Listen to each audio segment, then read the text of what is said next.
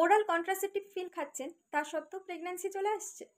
আচ্ছা, পিল খাওয়ার নিয়মে কোনো ভুল করছেন না তো, বা বোঝার নিয়মে কোনো ভুল করছেন কি না?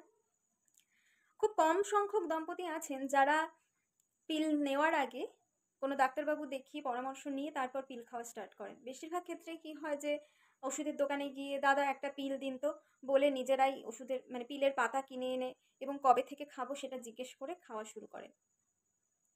সাধারণত কোনো মহিলা যখন প্রথমবারের জন্য পিল খাওয়া স্টার্ট করেন, সেক্ষেত্রে প্রোটোকল হচ্ছে যে বা নিয়ম হচ্ছে আপনার মেনস্ট্রুয়াল ব্লিডিং শুরু হওয়ার ৫ নম্বর দিন থেকে পিলটা শুরু করা।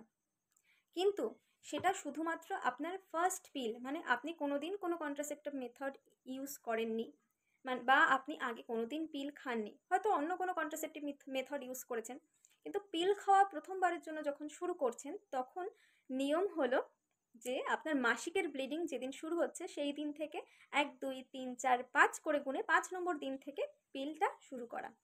এবং তারপরে ওই ২৮ দিনের একটা স্ট্রিপ শেষ হওয়ার পর যখনই একটা পিলের স্ট্রিপ শেষ হচ্ছে তার পরের দিন থেকেই নতুন একটা স্ট্রিপ শুরু করা।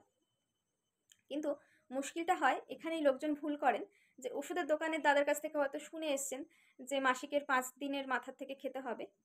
ভুলটা কোথায় হয়? প্রত্যেক মাসেই সেই মহিলা মেনস্ট্রুয়েশন ব্লিডিংয়ের ৫ নম্বর দিন থেকে খাওয়া শুরু করেন।